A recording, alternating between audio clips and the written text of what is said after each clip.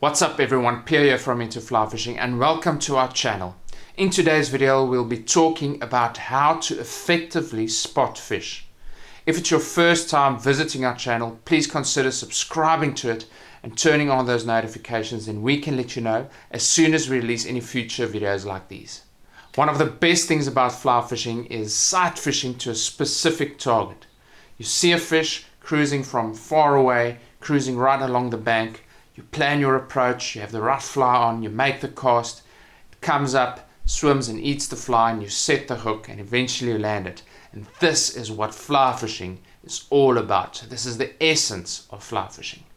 The starting point of this entire process I just mentioned is being able to spot the fish. You can cast as well as you want to. You can be the best fly caster in the world, you can have the best flies in the world, you can even set the best if that is something, I'm not sure. But if you can't see the fish, that entire sight fishing experience is ruined. It's non-existent for you as a fly angler. I spend a lot of time on the water with clients and friends, and I realize very often that they can't necessarily see the fish that I see. I tell them there's a fish holding right against this rock and they can't see it, and it's not because they have poorer eyesight than me. Some do, but that is a topic for another day.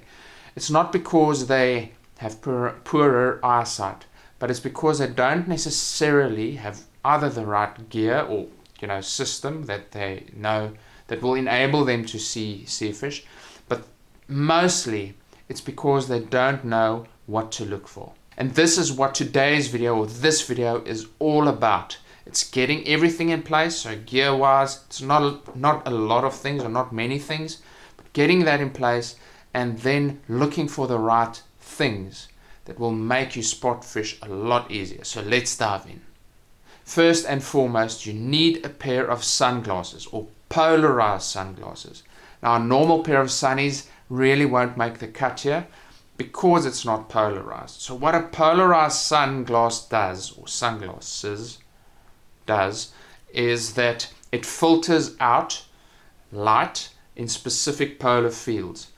In layman's terms, what it does is that it cuts out reflections from the water and it increases the contrast that you see inside the water, so that makes it easier to spot fish. There are literally hundreds or thousands of brands of polarized sunglasses out there, and I'm not going to go through what is the better option between this brand and this brand.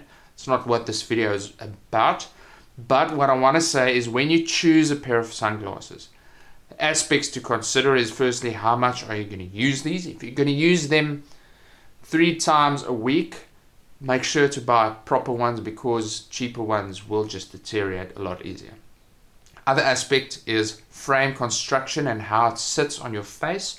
So does it sit comfortably, and does it allow light from the side to come in? And this is sort of a personal preference more than anything else.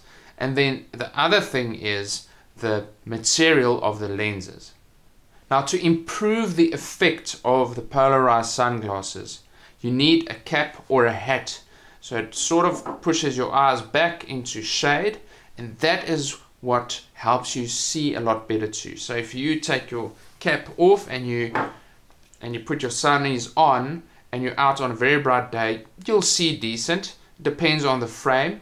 But as soon as you have your sunnies on and you then have a cap on too, your eyes are actually in shade.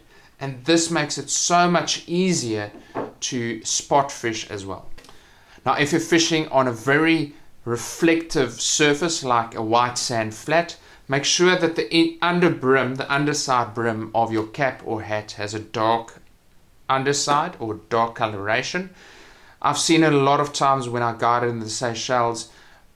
A client comes and there's a white sort of coloration on their cap, on the underside, and they keep complaining that, geez, their eyes feel so strained and they can't really see, and they've got the best sunglasses. But what happens is the sun bounces off this white sand, and then it reflects back up into your cap.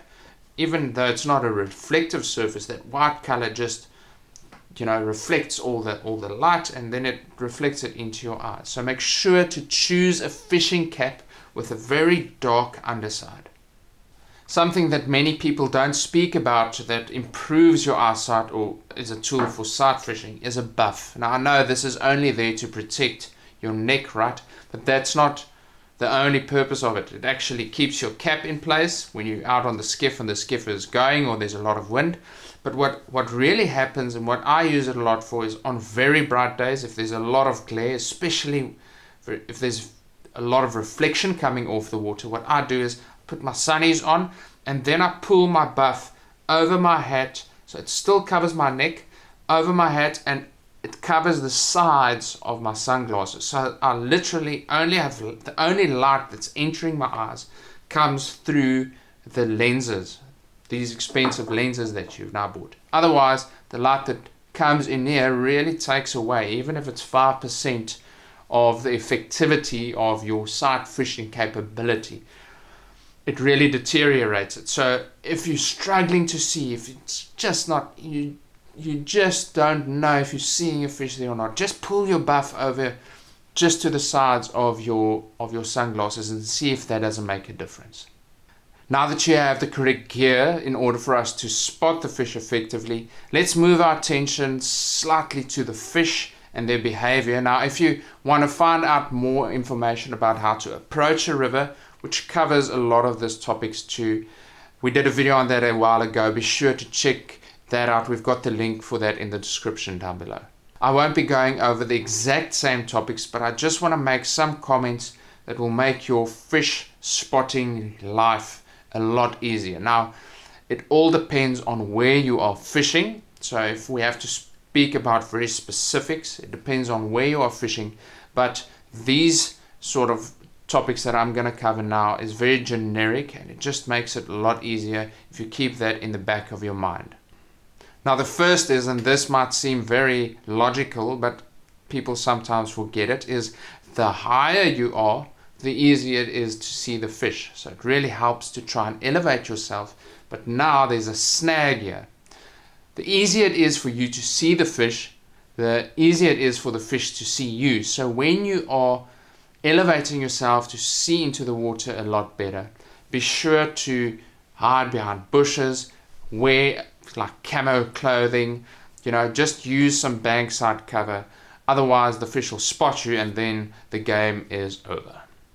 The next point is to take your time. Remember, fish don't have these fast-paced corporate lifestyles where they need to sort of do this and pick the kids up and have a presentation here, and they don't have this sort of very fast-paced life.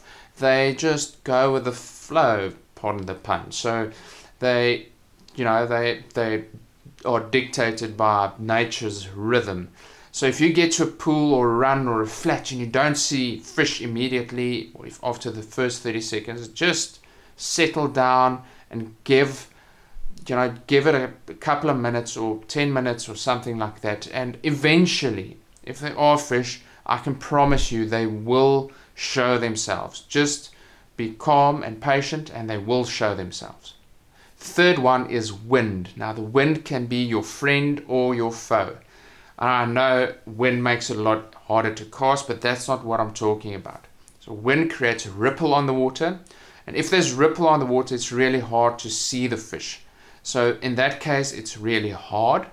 But during that point of time, because it's hard to see in the water, the fish has a harder time of seeing out to the outside world.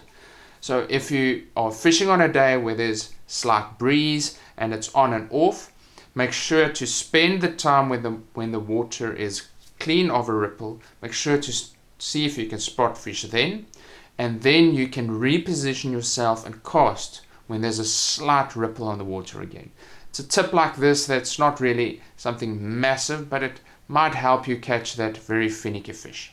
Fish holding in fast water or turbulent water are really hard to spot, and that's because this fast turbulent sort of structure in the water helps to disguise the fish. What I do is that if I'm in a spot that I know there must be fish, I just hold the bank and just make sure that I keep my eye on that sort of line, especially a seam, and then what you'll see is every now and then you won't see the bottom, and every now and then there's this clear window that appears on this run, and as the window drifts, it just creates this clear window that you can perfectly see the bottom. So spend time looking for this clear window, and as it comes, follow your eyes all the way as it drifts over this perfect run, and then very often you'll see a fish in it, just clear as daylight. And as soon as that sort of window has gone away, the fish just disappears. The fish hasn't moved, it's right there. It just means that you can't see it anymore. One of the things that always blows my mind is how well trout adapt to the environments and how well they camouflage themselves or are camouflaged within the river. If you've caught like a 15-inch rainbow, which is a good fish or relatively good fish where I fish here in Cape Town, and you release that fish, and as soon as it dips a foot under the water, it just disappears. Now, unless you're fishing in gin clear water and very calm conditions, there's no way that you'll be able to spot a fish like that in a run. It's just impossible, especially if the fish are holding in very fast and deep water. But one thing that a trout cannot hide is its shadow. So especially if you're fishing on a very bright day, try not to look for fish. Look for fish-shaped shadows, and if you see one, you see if it moves up or down, if it comes out or back into the stream or the current seam. So if you practice on rather looking for shadows, it makes your sight fishing ability a lot easier. This is especially true if you are fishing for small schools of bonefish on very white sand flats. You can't believe how easy a bonefish like that just disappears on a sand flat. It's that mirror-like sort of scales that they have. But if you fish for the shadows rather than the fish, and you practice your eye like that, you'll start seeing fish a lot easier. I hope that you found this video helpful and that it will really help to up your fish spotting game and your entire sight fishing game, which is the purpose in the end. Remember that there's no replacement for time on the water, and I'm 100% sure if you practice these things that I went through, it will just keep them in the back of your mind and start working through them and figuring it out for yourself. I'm 100% sure that will really improve your sight fishing game. If you have any comments, questions, or suggestions on the videos that we release, please make sure to leave them in the comment section down below. I would really love to hear what you think. Please subscribe to our channel and turn on those notifications. Then we can let you know as soon as we release any future videos like these. Until next time, cheers.